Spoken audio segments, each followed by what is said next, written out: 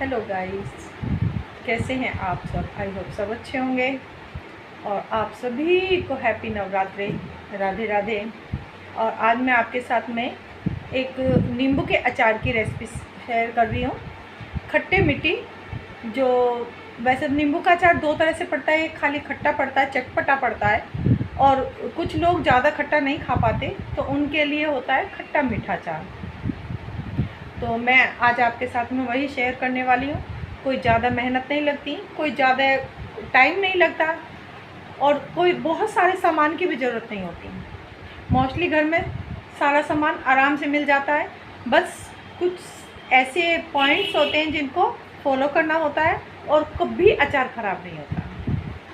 तो चलिए गाइस, ज़्यादा बातें ना करते हुए, देर ना करते हुए आपके साथ शेयर करती हूँ खट्टे मीठे नींबू के अचार की रेसिपी। गाइस, नींबू का अचार डालने के लिए सबसे पहले चाहिए हमें नींबू। और नींबू आप अपनी ज़रूरत के हिसाब से उसकी क्वांटिटी को घटा या बढ़ा सकते हैं।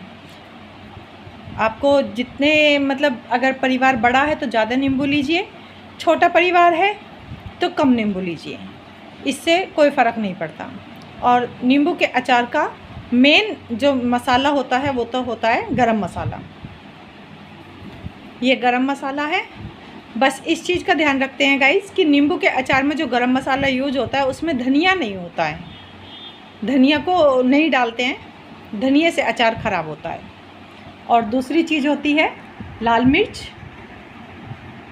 कुछ लोग काली मिर्च भी यूज करते हैं, जैसे गरम मसाले में काली मिर्च हैं, देखो आप। लेकिन काली मिर्च के साथ साथ मैं लाल मिर्च का भी इस्तेमाल करती हूँ। और ये बहुत अच्छा टिप्स है गाइज, आप कभी भी अब अचार बना के देखना, लाल मिर्च से बहुत अच्छा कलर आता है।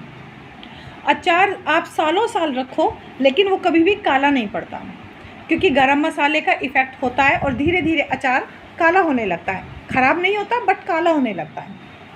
लेकिन लाल मिर्च यूज करने से कभी भी आप सालों तक भी अचार को रखेंगे लेकिन उसमें ब्लैकपन नहीं आएगा, वो हमेशा हल्का हल्का रेड की शेड आती रहेगी।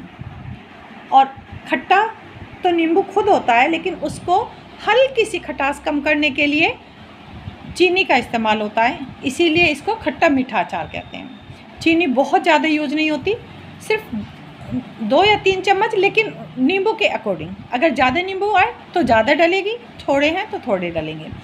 और एक चीज़ होती है इसमें नमक। नमक 2 तरह का गाइज, आप देख रहे होंगे, देखिए ये 2 शेड का नमक आपको दिख रहा होगा।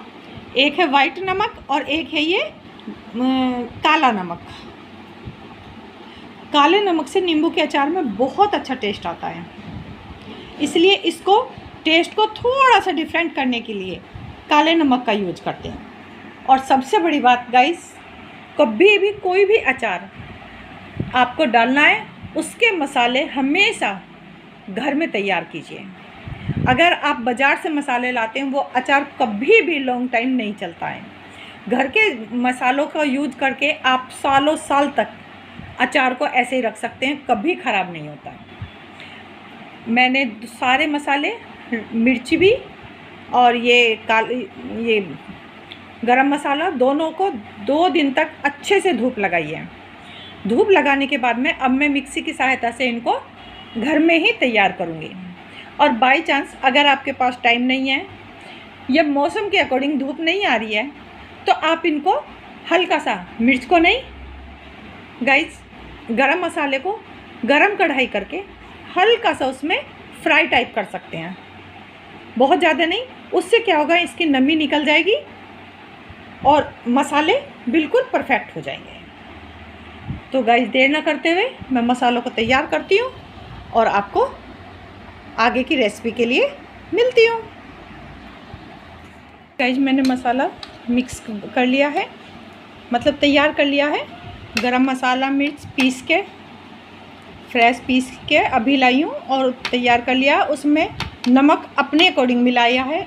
और गाइस, जो खट्टा मीठा अचार होता है उसमें नमक और मिर्च थोड़ी तीखी रखते हैं, इस चीज़ का ध्यान रखना। अगर अपने स्वाद अनुसार जैसे डेली यूज में करते हैं हम, उस तरह रखोगे तो चीनी मिलने के बाद में उसकी जो स्वाद है वो कम रह जाएगा।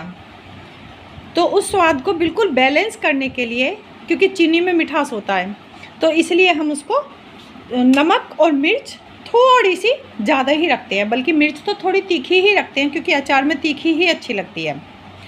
और एक बात और ध्यान से गाइस, हमने मसाला तो सब रेडी किया है, लेकिन उसमें मैंने चीनी नहीं मिलाई है।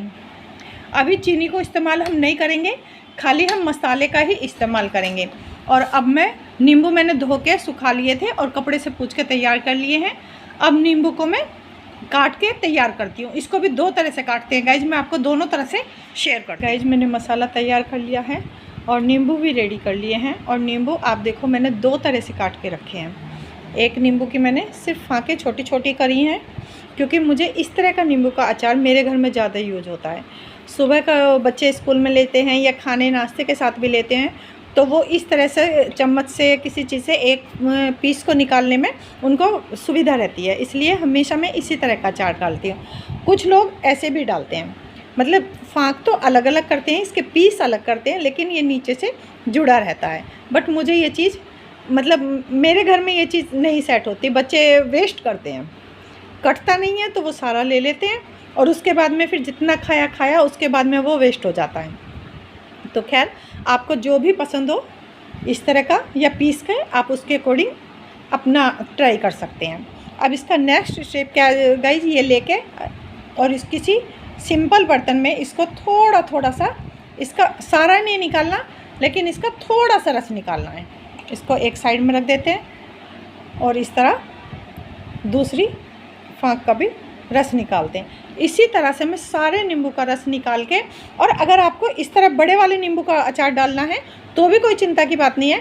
इसको आप इस तरह उल्टा पकड़ो और उल्टा पकड़ने के बाद में एक पीस लो और इस तरह से इसका रस निकाल लो। इस तरह से आप चारों पीस का रस निकाल सकते हैं। बस आप इसी तरह से सारे रस को मैं सेव कर लेती हूँ और उसके बाद में फिर नेक्स्ट जो कदम होता है, प्रोसीजर होता है, उसको आपको दिखा। गाइज मैंने सारे अचार को ऐसे नींबू का रस निकाल के इधर स्टोर कर लिया था और उसका अलग से एक पेस्ट बना लिया है।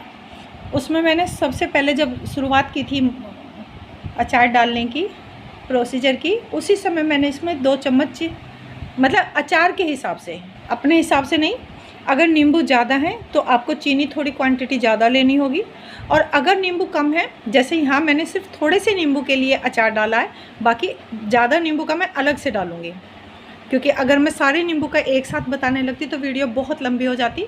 इसलिए मैंने यहाँ पे सिर्फ एग्जाम्पल के लिए थोड़े ही नींबू का इस्तेमाल किया है। और इधर ना ये चीनी घुल गई है अब इसमें, और अगर ना घिले तो आप चम्मच को से 1-2 बार हिला देंगे इस पेस्ट को तो घुल जाएगी। इसमें मैंने 1 चम्मच ये वाला मसाला अचार का और 1 चम्मच चीनी दो मिक्स किए हैं, क्योंकि मेरे ये अचार थोड़ा है इसलिए। तो बस इस तरह नींबू के अचार की जो फाँक हमने उसके रस निकाला था, उसका ये बेनिफिट होता है गाइज कि इसमें ना मसाला बहुत अच्छे से ऐड हो जाता है। ये देखो, आप चाहे मर्जी जितना मसाला इसमें लगा लो, क्योंकि अचार में अगर मसाला तीखा होता तभी अच्छा लगता है। इसको अचार को जितना मसाला आप इसमें डालना चाहो साथ के साथ भरो और इस तरह जार में स्टोर करते रहो। इस तरह ही मैंने सारा अचार की फाँके मसाला लगा लगा के इसमें रख दिए हैं। और अब ये लास्ट मेरा प्रोसीजर है कि ये जितना भी ये पेस्ट है, इसमें चीनी बिल्कुल घुल गई है। देखो इसमें मेरी चीनी नहीं नज़र आ रही है। तो इस नींबू का रस निकालने के 2 फ़ायदे होते हैं गाइस। एक तो मसाला बहुत ज़्यादा ऐड होता है उसमें और अचार बहुत टेस्टी होता है। दूसरा, जो नींबू में बीज निकलते हैं, वो बीज अगर अचार के समय मुंह में आते हैं तो बिल्कुल अच्छे नहीं लगते। रस के साथ साथ वो सारे बीज भी बाहर निकल जाते हैं। और इसको बहुत सिंपल सा तरीका है कि अब मैं ये छलनी लूँगी, कोई भी चाय छालने वाली छलनी आप या कुछ भी यूज कर लें। इसको लेके और ये मसाला इसमें मिला दूँगी, मिक्स कर दूँगी। 1-2 बार हिलाने के बाद ही सारा अचार इसमें अच्छे से मिक्स हो जाएगा। और अगर आप चीनी मसाले में मिलाते हैं तो सारा नींबू का अचार सिर्फ मीठे की टेस्ट आएगा। लेकिन अगर आप अचार में इसमें मसाले में चीनी नहीं मिलाते हैं तो अंदर से खट्टे का टेस्ट आएगा और ऊपर से मीठे का टेस्ट आएगा। तो इसीलिए इसको खट्टा और मीठा अचार कहते हैं। तो उम्मीद करती हूँ गाइज आपको ये प्रोसीजर बहुत इजी और सरल लगेगा और आप मेरे इस जो भी प्रोसीजर है इसको फॉलो करके अचार एक बार ज़रूर बना कर देखेंगे। और प्लीज़ चैनल पे नए हैं तो चैनल को सब्सक्राइब कर दीजिएगा, एक प्यारा सा कमेंट कर दीजिएगा, साथ के साथ वीडियो को लाइक कर दीजिएगा। थैंक यू, धन्यवाद।